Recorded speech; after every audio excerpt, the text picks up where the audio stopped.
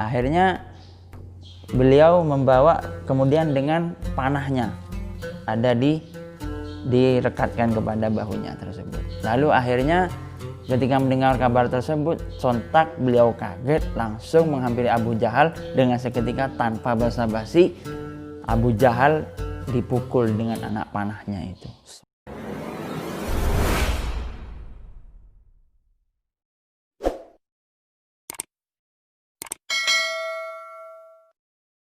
Assalamualaikum warahmatullahi wabarakatuh. Alhamdulillahirabbil alamin. Wassalatu wassalamu ala asyrafil anbiya'i wal mursalin wa ala alihi wa ashabihi wa barik wa sallim ajma'in. Baik, pada pertemuan pagi hari ini semoga kita selalu mendapatkan kucuran rahmat dan inayah serta himayah kepada Allah dari Allah Subhanahu wa taala agar melaksanakan aktivitas kita selalu dalam keadaan sehat walafiat. Baik, pada pembahasan kali ini beberapa hari yang lalu kita telah membahas tentang Kanjeng Nabi Muhammad. Alangkah baiknya kita lebih mengenal, lebih dekat terhadap paman-paman baginda Rasulullah, saudara daripada ayahnya beliau yang dari ayah, yaitu Sayyid Abdullah. Beliau mempunyai 10 saudara. Sayyidina Abdul Muthalib ini kakeknya mempunyai banyak putra dan putri. Bahkan putra beliau itu 10. Putranya saja, bukan putrinya. Kalau putrinya mungkin di sini sekitar lebih dari 1 anak perempuannya. Bibinya Kanjeng Nabi lah istilahnya. Baik, paman-paman beliau diantaranya adalah Sayyidina Al-Harith, Sayyidina Zubair, bukan Zubair bin Awam di sini, wa Hajl, kemudian Doror, wal Muqawwam. Itu jelas nggak terkenal karena wakilah beliau itu meninggal sebelum Nabi menjadi utusan. Akan tapi yang sampai menututi, istilahnya menututi nyampai kepada masa kenabian beliau adalah tentu Abu Lahab, Sayyidina Abbas, kemudian Sayyidina Hamzah dan Sayyidina Abu Thalib dan Sayyid Abdullah, ayah beliau sendiri. Baik, yang akan saya ceritakan sedikit sekelumit di sini adalah tentang keislamannya Sayyidina Hamzah, paman daripada beliau. Sayyidina Hamzah ini adalah seorang dulunya paman Nabi yang paling banyak membela. Walaupun tidak pernah dititipi langsung oleh Sayyid Abdul Muthalib ketika beliau akan meninggal, karena Nabi ketika Sayyidina Abdul Muthalib ini meninggal langsung dititipkan kepada paman beliau yang bernama Abu Thalib. Bahkan diantaranya perkataannya, saya mengambil dari cerita Siratun Nabawi Ibnu Katsir ini halaman 109. Di sana dikatakan bahwa Abu Thalib itu disuruh menjaga lebih daripada penjagaan kepada anaknya terhadap baginda Rasulullah. Kemudian menjelaskan di sini, ini 2 kitab yang saya ambil, satu dari Khulasah Nurul Yakin dan Siratun Nabawiyah. Menuturkan keislaman Sayyidina Hamzah bin Abdul Muthalib radhiyallahu anhu, ammun Nabi, yang mana Sayyidina Hamzah ini terkenal beliau adalah seorang pemberani, gagah, tidak pernah kalah dalam peperangan apapun. Paman Nabi itu yang menonjol 2, yang satu Sayyidina Abbas, yang satu Sayyidina Hamzah. Yang akan saya ceritakan di sini adalah Sayyidina Hamzah.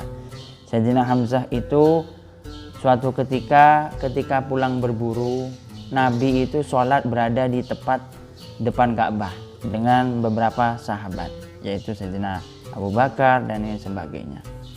Lalu kemudian ketika mendapati Nabi itu disiksa, bahkan diintimidasi, bahkan dilempari kotoran. Akan tetapi anehnya kotoran itu tidak mengenai Nabi. Itu bukan akan tapi Nabi seketika itu hilang. Mungkin hanya yang ditimpakan kotoran itu bukan Nabi, tapi seakan-akan Nabi. Padahal Nabi pun tidak ada di situ. Itu bukti bahwa yang menjaga langsung adalah Allah. Ketika mendengar itu, sontak yang namanya orang-orang lemah mustad'afin mendengar kabar itu lalu lari ke rumahnya Sayyidina Hamzah. Ketika akan memasuki rumahnya Sayyidina Hamzah, di sini disebutkan di Khulasatul Yakin juga saya ambil ibarat wasababu islami inna jariyata airatihi ida'u abi jahal li ibni akhihi fatawajjau ila dzalika syaqiyu wa ghadabuhu wasabbuhu wa qala kaifa tasubbu muhammadan wa ana ala dinihi thumma aslama fakan ahsanun nasi islaman hatta sama asadullah. Sebab keislamannya Sayyidina Hamzah itu ketika budaknya Sayyidina Hamzah itu mengabarkan bahwa ibarat sekarang itu coba kamu lihat anak saudaramu istilahnya, ponakanmu itu disiksa oleh Abu Jahal dan kroni-kroninya. Coba engkau ke sana. Setelah ke sana apa yang terjadi? Ternyata Nabi Muhammad itu sudah disiksa istilahnya, diintimidasi, tapi tidak sampai parah gitu loh. Istilahnya diolok-olok, dikucilkan. Lalu mendengar seperti itu, bayangkan ini Sayyidina Hamzah datang dari berburu yang dibawa oleh beliau kulitnya harimau. Di sini dikatakan kulitnya harimau beliau itu membawa. Akhirnya beliau membawa kemudian dengan panahnya ada direkatkan kepada bahunya tersebut. Lalu akhirnya ketika mendengar kabar tersebut, sontak beliau kaget, langsung menghampiri Abu Jahal dengan seketika tanpa basa-basi. Abu Jahal dipukul dengan anak panahnya itu. Akhirnya Abu Jahal tersungkur jatuh sehingga kepalanya berdarah. Kemudian beliau mengatakan, ya ini salah satunya. Kamu menghina anak saudaraku, apakah kamu tidak tahu kalau aku telah memeluk agamanya? Padahal waktu itu beliau masih belum mengikrarkan diri sebagai muslim kepada anak saudaranya Nabi Muhammad. Kemudian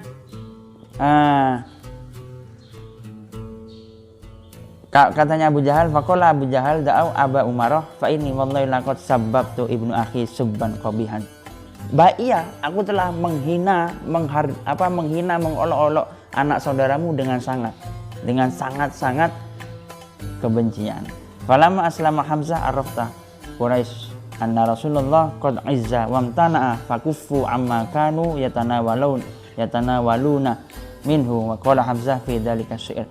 Maka ketika mengetahui keislaman Sayyidina Hamzah tersebut, orang Quraisy mengetahui bahwa Rasulullah ini akan mulia nanti dan tidak akan tentu tidak akan bisa ada yang mencegah. Maka kemudian di situ ketika Sayyidina Hamzah ini mengatakan seperti itu, seakan-akan terlepas dari mulutnya, seakan-akan tidak sadar kalau Sayyidina Hamzah masih belum memeluk agama Islam, tapi hidayah bisa turun kapan saja. Kemudian ketika beliau akan kembali ke rumahnya, beliau dihinggapi sebuah keraguan. Tsumma raja'a Hamzah ila baiti fa'atahu asy-syaitanu faqala anta sayyidu Quraisyin ittaba'at hadis sabi'i wa tarakta dinu abika abaika lil mauti khairun laka mimma sana'tu. Kemudian ketika dihinggapi keraguan dan kebimbangan, Sayyidina Hamzah ini didatangi oleh setan. Kemudian setan, jenengan ini pemimpinnya kafir Quraisy. Apakah panjenengan ingin mengikuti anak muda yang baru kemarin dan meninggalkan agama nenek moyangmu? Sungguh mati itu lebih baik daripada engkau mengikuti agama anak saudaramu itu. Maka kemudian Hamzah tetap dihinggapi keraguan sampai beliau berdoa, Allahumma in kana rusdan faj'al tasdiqihi fi qalbi wa illa faj'al li mimma waqa'tu fihi makhrajan. Sungguh jika ini adalah petunjuk, maka jadikanlah kebenaran di dalam hatiku, dan kalau tidak maka berikanlah solusi terbaik. Kemudian beliau menginap 1 hari semalam, kemudian dihinggapi dengan keraguan setan yang selalu menghinggapinya. Maka keesokan harinya beliau langsung mengikrarkan syahadat di depan anak saudaranya yang bernama Nabiullah Muhammad sallallahu alaihi wasallam. Jadi Sayyidina Hamzah ini beliau syahid sebagai syuhada ketika perang Uhud atas panahan tombak yang bernama Wahsy. Wahsy ini budak Surahani Indun, istri daripada Abu Sufyan. Mungkin cerita yang singkat ini semoga bisa mengenalkan kita kepada keluarga Nabi. Ini keluarga Nabi, ini paman Nabi yang dijuluki Sayyidus Syuhada, pemimpinnya para syuhada, dan beliau mendapatkan julukan Asadullah, singanya Allah. Mungkin itu saja yang bisa saya sampaikan, kurang lebihnya saya mohon maaf. Allahul muwaffiq ila aqwamit thoriq. Wassalamualaikum warahmatullahi wabarakatuh.